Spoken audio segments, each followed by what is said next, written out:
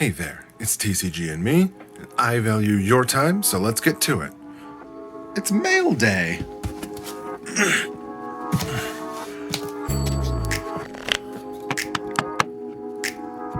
How exciting. I wonder what it's gonna be. Could be anything. It's delivered straight to our door from far off shores. I present to you, it's a sealed case of, a very heavy sealed case.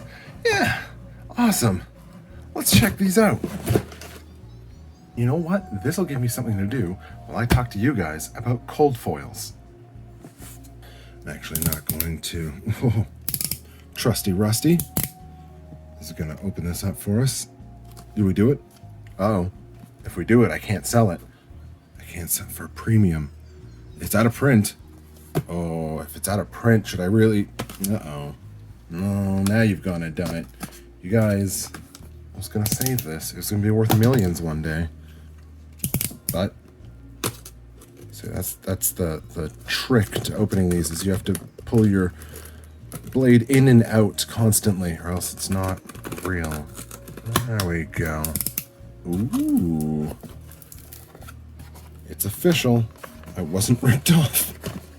These are real. All right. Well, we're only going to do the one today, I think. I don't have a whole case worth to talk about, but that's all right. Because I want to talk today about how nobody understands cold foils. It's really weird. There's a lot of weird ideas and misinformation out there about what cold foils are for, what they do, what they represent. And you know, I thought about this. Oh, it's been a long time since I've opened Arcane. I thought about this as I was watching Reserved Investments. Fabulous channel. You should definitely all check that out. They were talking about how double dash. Let's see. They were talking about how Flesh and Blood kind of apes the Magic the Gathering plan. And, you know, it's a bit weird to talk about in the first place because Flesh and Blood is its own thing. And is it going to ape what Magic does? Maybe, maybe not. But, I don't know. It's just a kind of a strange thing to do. But, you know, maybe they are explicitly. We have alpha and beta, and I mean there is no beta. Is there a beta? There's definitely an alpha. And they were talking about how they wouldn't be surprised to see a reserved list coming up because I also super rare. Aether Flare, nice. I don't know, do foils even show up well on the camera? I should probably stand up and do this closer to the camera. There we go. Nice. So, they were talking about how... Let's set these aside. Oop. Oop. And the rest is all common, I think. And tokens. So they were talking about how there'd be a reserved list. They would not be surprised to see a reserved list coming up for Flesh and Blood, especially since, you know, it does not rotate out. It's even more critical for something like Flesh and Blood. And, you know, I think I would tend to agree with that. And my impetus for such a thing, the reason why I would absolutely agree with such a striking, Fork Lightning Sweet, I need to make a Kano deck, such a striking comment.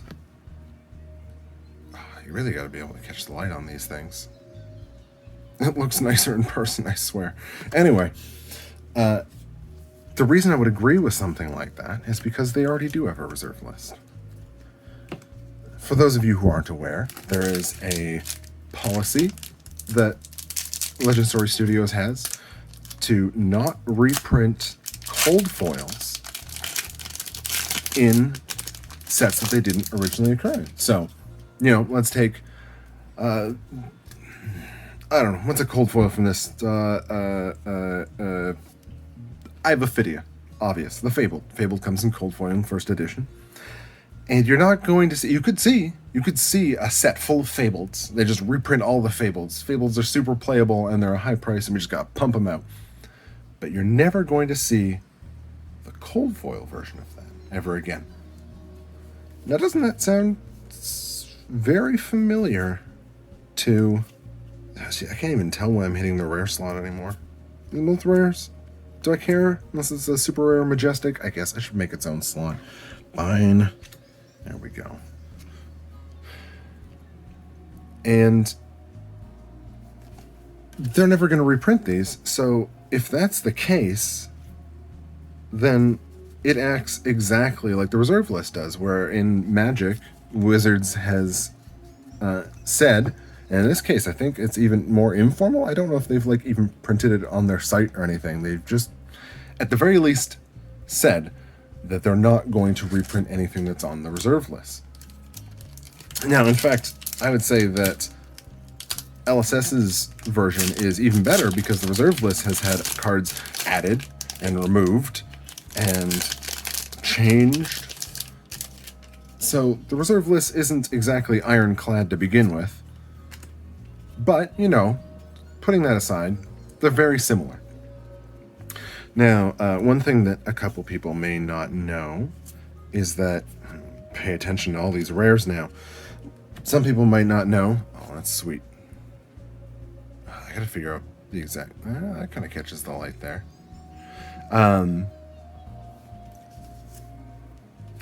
They have a clause kind of carved out for promos. So promotional cards often come in cold foil, and they can be reprinted. They can reprint them all they want. The holiday bauble I've mentioned in the last video, that's going up. That's a cold foil bauble. They could print it next year. Exact same card. It does not violate their clause. So when people talk about cold foils, just kind of keep that in mind. Promos, the issue is that you don't know if they're going to be reprinted. And I mean, like, that's the kind of uncertainty that's, I think, tanking Crucible of War right now. That's the kind of uncertainty that does can do a lot of damage to the price of cards. So yeah, I don't know, just kind of keep that in mind. It's something I think that's no, wrong one. Damn, I thought that was the Scatterbones, but that's Crucible, isn't it? So Scatterbones, yeah, probably that's the name of it. Anyway, so just kind of keep that in mind when people talk about cold foils. Promos are different enough to consider. So yeah, we have this reserve list, and a lot of people might not know exactly how that works. Another thing that's kind of come up is Kitchen Table TCG has said never to sell your cold foils if you can avoid it. And I think that comes from a good place. I mean, I just mentioned that they're a limited rarity. They're probably the more rare of the collectibles in Flesh and Blood, because you get them so rarely in a box, in a pack, whatever. But at the same time, not all cold foils are built evenly. You end up having a lot of sweet, that blur. It's just like Vaseline on the lens. It's perfect. Makes it more beautiful. Oh, I love the art for the Arcanite. There we go. Pretty cool.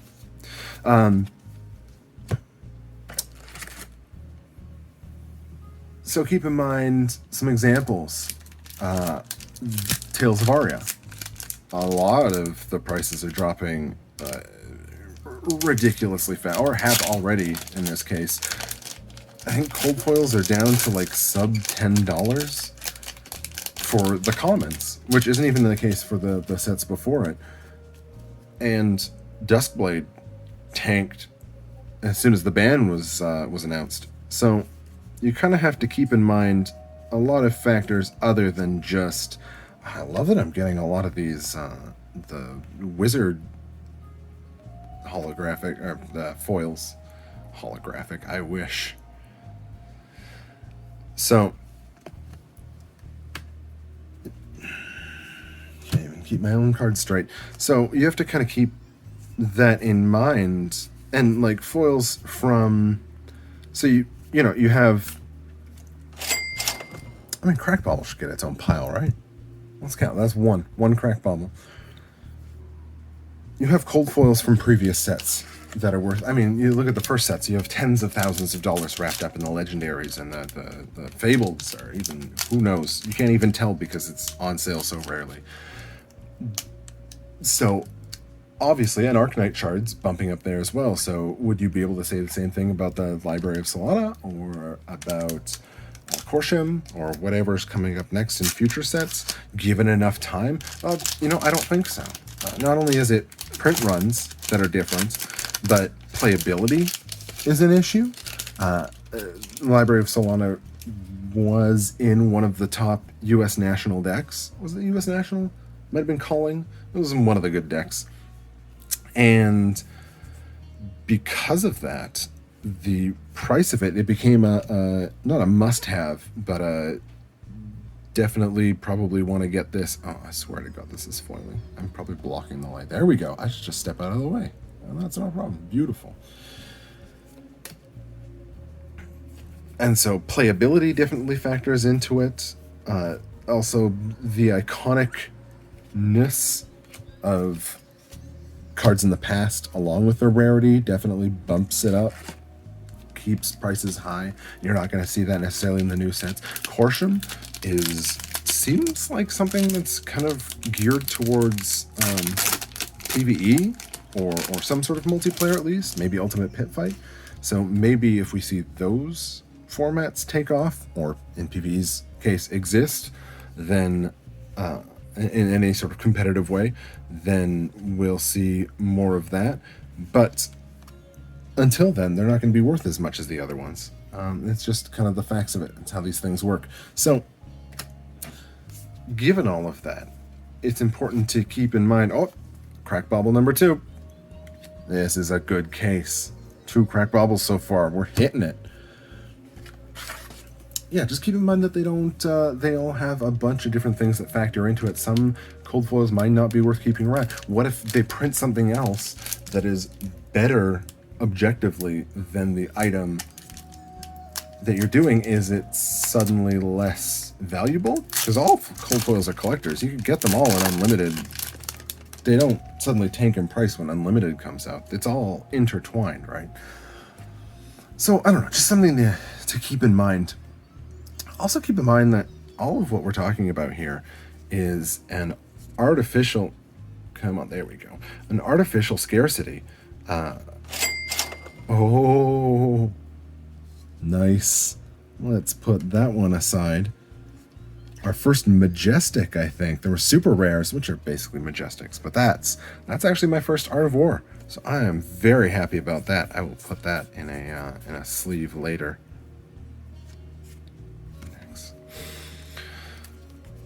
You know what? Let's put it in a sleeve now.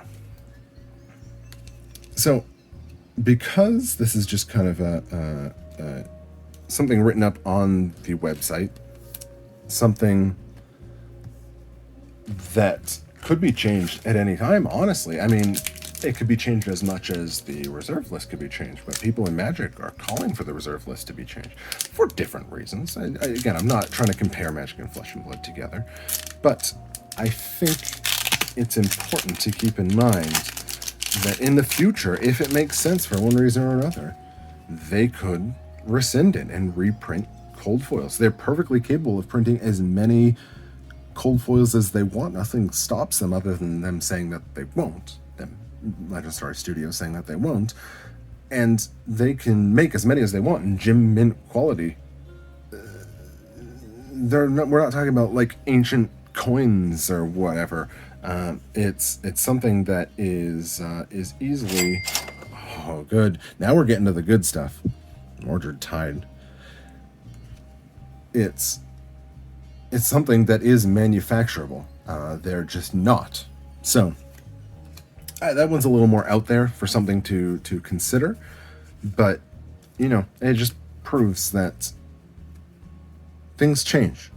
You know, it's not always going to be that it's the bedrock that you expect it to be, and suddenly you might find that your $100,000 cold foil becomes a $10,000 cold foil. And I don't know. It's an interesting thought at the very least.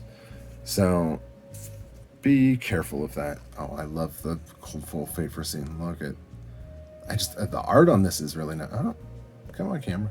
I believe in you. There we go. The art on this is so nice. So yeah, just kind of keep that in mind. With all that said, it's also important that you realize, and I think I touched on it before, cold foils don't always grow as a group. They're kind of like different risks of investment.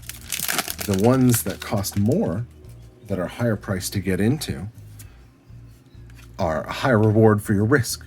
So you have the iconic ones, the fables for the first 2 sets. Really anything from the first 2 sets. Even the commons are pretty pricey. But I already skipped past the thing. There we go. Rares, whatever. Good stuff. Ravenous Rabble. Good card, actually. I'm not sad to get this in a foil. So those obviously are prepped to retain a lot of value, which is fantastic. Then you have your Majestics, which are a step down. They don't seem to rise quite as quickly.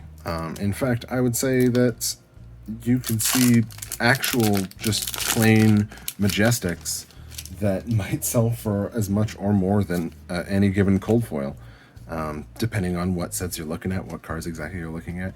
And then we have legendaries. When you look at Crucible, Shiana was short run and is worth roughly as much as a shard is for that reason. A little less, I think, but they kind of track together.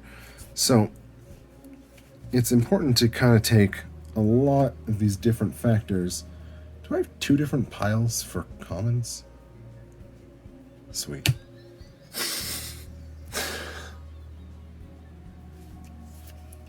It's kind of, I guess I just wanted to point out how complicated it can be, and how a statement as simple as, I gotta open these packs faster, a statement as simple as don't sell your cold foils doesn't necessarily track all the time. Especially, I actually just sold a cold foil. Oh, yeah, right. One of these was, whatever. It's not now. Supers? Maybe they went in that pile? Who knows? Ooh, a super foil. Oh, that's sellable. So I just sold a cold foil Voltaire, which is a pretty decent card on its own, worth a pretty penny. But the issue is that I don't have the other Majestics in there. I just have the. We'll get into what collection that I have another day, but a lot of the commons is what I have. So I just have this lone thing, and I would rather have the money to invest in more boxes, invest into other sets. It doesn't make a lot of sense for me to keep on to it. It has no personal value. The hand's on my chest. Personal value. That doesn't really come across so well when you can only see my hands. Anyway, love this Moonwish.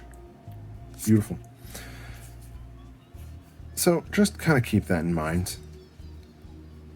And nice.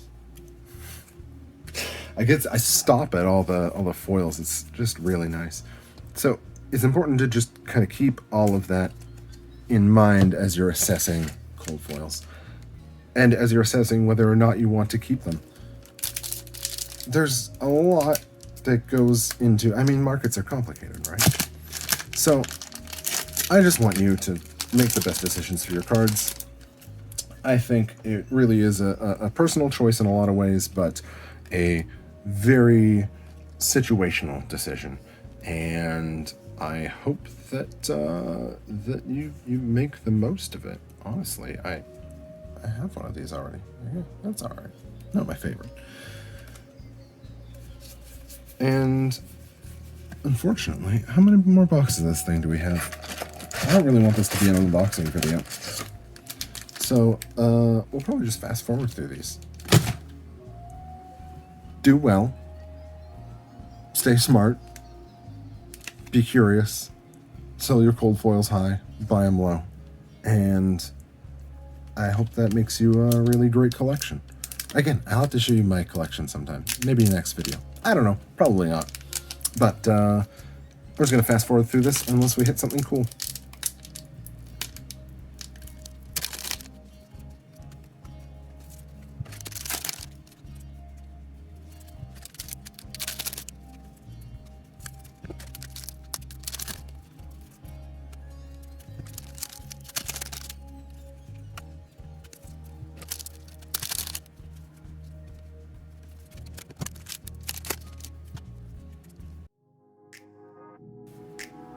Well, at least we got 2 bottles.